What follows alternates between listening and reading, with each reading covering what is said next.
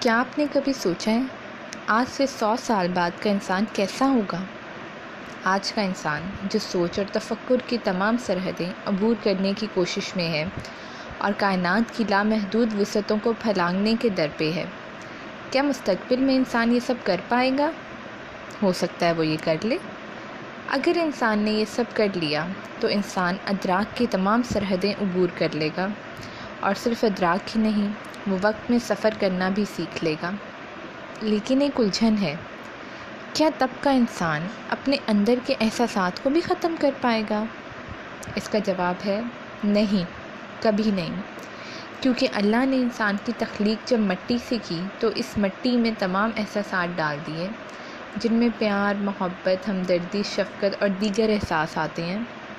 یعنی زمانے کا انسان بھی پیار کی زنجیر میں جکڑا رہ جائے گا۔ ایک ایسی ہی پیار اور محبت کی انمٹ کہانی جس میں پیار کے آڑے وقت آ گیا تھا۔ پیار وقت کی زد میں، دائم کے قلم سے، 1 جون سے ہر اتوار رات 8 بجے صرف ناولز ہی ناولز پر۔